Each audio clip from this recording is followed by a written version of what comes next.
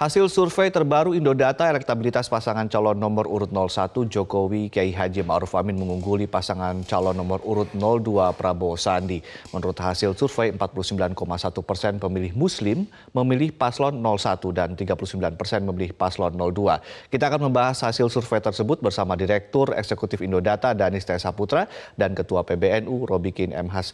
Selamat pagi Pak Danis, Pak Robikin. Assalamualaikum warahmatullahi wabarakatuh. Waalaikumsalam warahmatullahi wabarakatuh. Kita ke Pak Danis terlebih dahulu. Pak Danis, ini tadi juga diungkapkan bahwa ini kepuasan terhadap kinerja Jokowi JK saat ini tinggi begitu ya dari hasil survei. Tetapi ketika di kalangan pemilih Muslim, ini sosok Jokowi dan prestasinya kah atau kehadiran Kiai Haji Ma'ruf Amin kah yang kemudian membuat pemilih Muslim semakin banyak memilih 01? Baik, jadi survei terhadap perilaku pemilih Muslim ini kami lakukan pada 1.200 responden di seluruh Indonesia. Sebelum kami melakukan analisa terhadap perilaku pemilih Muslim, kami membuat sebuah big view terhadap perilaku pemilih di Indonesia. Pertanyaan pertama yang kami tanyakan kepada publik adalah, apakah Anda puas dengan kinerja Jokowi JK? Lalu 66% menjawab puas. Nah, 33% menjawab tidak puas dan sisanya tidak tahu, tidak jawab. Lalu kemudian kami telusuri lebih dalam lagi bagaimana kepuasan publik terhadap ekonomi. Mayoritas mengatakan puas, hampir 80%. Politik juga sama begitu, hukum juga sama begitu. Nah, ini artinya bahwa memang publik mengapresiasi kinerja dari pemerintahan kita hari ini. Masyarakat Indonesia sudah rasional. Lalu kemudian juga kami tanyakan lebih lanjut lagi, apakah Anda puas dengan kinerja parlemen, kinerja oposisi? Oke. Tapi kemudian ketika ada satu segmen membahas soal pemilih Muslim, ini yang kemudian menarik, apakah karena memang ini ada sosok Kiai Haji Ma'ruf Amin kah atau memang karena kontribusi kepuasan tadi? Nah, kami kemudian coba telusuri lagi pada elektabilitas partai politik. Ada 9 partai politik yang kami nyatakan atau kami prediksi akan lolos parliamentary threshold. Di antaranya adalah 3 partai Islam dan 6 partai nasionalis. Dengan komposisi partai nasionalis dalam hal ini adalah PDIP, Gerindra, lalu kemudian Golkar berada pada posisi pertama, kedua, dan ketiga. Ini asumsi kami yang pertama. Asumsi kami yang kedua adalah ketika kami tanyakan, apakah Anda memiliki organisasi keagamaan? Ya. Lalu kemudian kami tanyakan lagi apa? Hampir 60% mengatakan Nahdlatul Ulama. Lalu kemudian 22 mengatakan Muhammadiyah. Lalu kemudian hampir 8% mengatakan Persis. Ada juga yang mengatakan lainnya dan sisanya tidak tahu, tidak jawab. Kalau kita kemudian bandingkan pada pemilu 2004, LSI pernah melakukan hasil survei yang sama dan coba melihat asosiasi keagamaan di Indonesia hanya sekitar 31%, Mas. Sekarang? Lalu kemudian tahun 2009 meningkat menjadi sekitar 35%. Nah, lalu kemudian meningkat lagi menjadi sekitar 56%. Dan saya menemukan meningkat sampai 60%. Oke. Pertanyaan saya belum terjawab ternyata. Langsung saja ke Pak Robikin. Pak Robikin, kalau Anda melihat apakah memang karena ini kepuasan terhadap Pak Jokowi saja kalau di kalangan pemilih Islam atau karena memang sosok Kiai Haji Ma'ruf Amin di situ? Ya, harus diakui bahwa kepemimpinan Pak Jokowi itu diapresiasi oleh banyak pihak berdasarkan berbagai hasil survei yang ada. Indikasinya adalah elektabilitas Pak Jokowi masih sangat bagus. Nah, terkait dengan apakah elektabilitasnya 01 itu semata-mata karena faktor keberhasilan Pak Jokowi dalam pemerintahan yang ada, atau ada faktor Kiai Ma'ruf, tentu bisa dua-duanya. Kenapa? Membaca berbagai hasil survei misalnya, dukungan warga NU terhadap Pak Jokowi di bulan Agustus yang lalu itu jumlahnya masih di bawah 50%. Ya. Tetapi sekarang 67,8%. Sekarang sudah meningkat menjadi 67%. Di sisi lain, kalau membandingkan dengan ormas yang lain, justru semakin menurun. Nah, menguatnya dukungan dari warga NU terhadap 01 itu ya ada faktor Kiai Ma'ruf. Bahkan boleh dibilang Kiai Ma'ruf menyumbangkan peran penting dalam mengkonsolidasi kekuatan politik warga NU. Oke, kalau kita bicara soal elektabilitas dukungan terhadap Joko Widodo dari NU itu dibandingkan 2014 dengan sekarang Sangat jauh. perbedaannya seperti apa? Sangat jauh, sangat jauh. Karena begini, membandingkan posisi Kiai Ma'ruf dengan saat ini dengan pemilih sebelumnya tidak sangat apple to apple. Meskipun saat itu ada, mohon maaf, ada Kiai Hasyim Muzadi.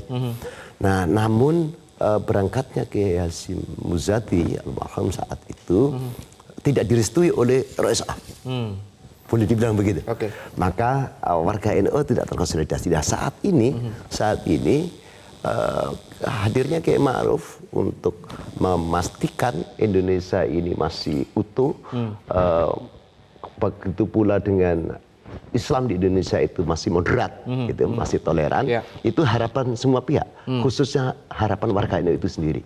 Karena harus kita katakan meningkatnya radikalisme dari tahun 2010 sampai 2017 di hasil survei cukup tinggi.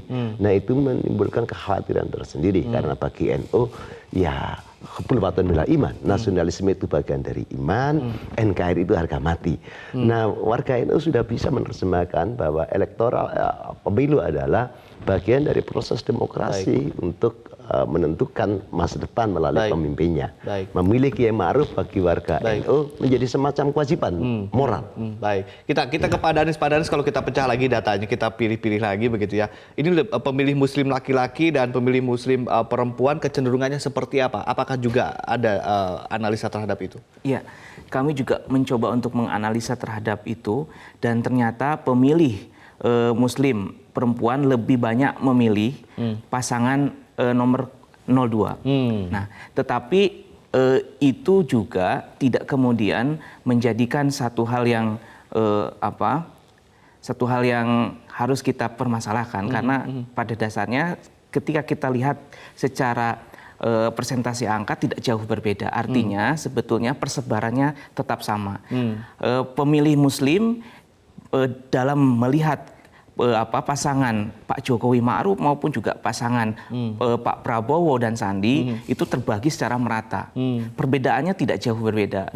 Antara sekitar 10 sampai sekitar 15%. Tidak jauh berbeda. Dari setiap ormas itu? Ya, bukan, dari pemilih secara keseluruhan.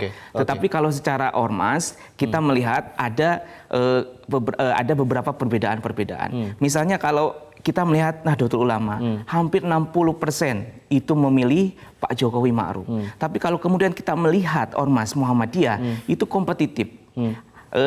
Populi Center misalnya mengatakan 70% pada saat bulan mohon maaf sebelum Februari mengatakan bahwa 70% warga Muhammadiyah itu memilih pasangan Jokowi Ma'ruf. Lalu kemudian indikator dan juga LSI DNIJA mengatakan kurang dari 40% itu memilih pasangan Jokowi Ma'ruf. Lalu kemudian saya menemukan sudah menguat kembali di angka 40%. Itu artinya memang untuk satu ormas Muhammadiyah karena memang dinamikanya begitu sangat dinamis, terjadi berbagai dinamika. Tapi untuk ormas-ormas yang lainnya termasuk Nahdlatul Ulama, kemudian juga Persis lebih stabil. Itu yang kami temukan. Baik, tapi ketika bicara Pak Robikin, tadi katanya politik identitas ini ternyata kalau kita bicara soal ormas, ternyata ininya lebih menguat sekarang ya identitasnya. Ini buruk atau baik Pak kalau menurut Anda? Begini, politik identitas itu tentu saja sesuatu yang niscaya. Tetapi ketika dieksploitasi begitu rupa, akan terjadi yang muncul ke permukaan adalah potensi persoalan. Nah, kalau yang kita lihat saat ini sejauh kemudian penggunaan identitas sebagai instrumen politik itu adalah pada asosiasi organisasi yang wajar, itu masih oke. Tetapi begitu politik identitas itu diterjemahkan sebagai penggunaan mimbar keagamaan untuk menyebar kebencian, untuk menyebar hoax, untuk menyebar fake news. Nah, itu masalah serius. Begitu pula politisasi agama. Nah, kalau politik identitas diterjemahkan sebagai sekali lagi politisasi agama dan penggunaan mimbar keagamaan untuk untuk kepentingan-kepentingan politik elektoral, itu yang sangat berbahaya. Tapi menurut Pak Robikin, apakah dalam rentang waktu beberapa hari ke depan ini masih akan ada peningkatan elektabilitas khususnya dari pemilih NU sendiri? Saya percaya. Apa yang kemudian? Kenapa saya percaya? Semakin ke sini dari berbagai survei mulai Agustus sampai April, itu ada peningkatan signifikan pemilihan. Kenapa ada peningkatan signifikan? Karena kesadaran warga itu semakin tinggi. Dengan bahasa di kampung itu begini, bahasa di grassroots itu, masa kiainya itu digawe itu lagi punya hajat, gitu. Sebagai santri pantas nggak tidak hadir, meskipun tidak diundang. Nah itu betul-betul menghujam di ulu hatinya santri, karena santri itu menempatkan kiainya sebagai bagian penting, sebagai pewaris Nabi. Sebagai pewaris Nabi, maka dawuhnya harus. Oke, dalam hitungan dari Anda, Pak Danis, terakhir ini ada berapa potensi kenaikan dalam beberapa hari ini dari NU, katakan? Karena saya sempat membaca hasil datanya, ternyata masih ada potensi kenaikan beberapa persen kalau tidak salah ya. Iya, saya kira publik juga melihat bagaimana survei elektabilitas Pak Jokowi Ma'ruf itu bertengger di angka sekitar 56, cukup lama, ada sekitar 2-3 bulan. Lalu kemudian belakangan ini angkanya menurun. Survei Kompas mengatakan sampai 49%. Enggak, artinya dari pemilih NU ini, apakah masih ada potensi untuk mengalami peningkatan, Pak? Saya kira tentu masih ada, tapi jumlahnya tidak akan signifikan. Nah, kalau kita melihat tadi dinamika perkembangan itu tidak akan terlalu signifikan. Karena apa? Karena dari beberapa waktu kita melihat survei, saya kira publik sudah mulai menemukan pilihannya, konsensus sosial sudah terjadi. Lah, inilah yang kemudian menciptakan satu bentuk elektabilitas yang hampir mendekati klimaks. Sudah mendekati angka yang fix begitu ya, karena sudah mulai mendekati waktu hari hanya. Terima kasih. Tapi Pak. kata kuncinya adalah hadirnya pemilih yang berbasiskan NU di TPS. Dan di bawah, ya untuk memilih, organisasi boleh menyerukan agar hadir ke TPS. Baik, itu juga ada dampak positifnya begitu ya. Pasti. Baik, terima kasih Pak Robikin dan juga Pak Danis T. Saputra telah bergabung bersama kami di Metro Pagi Prime Time.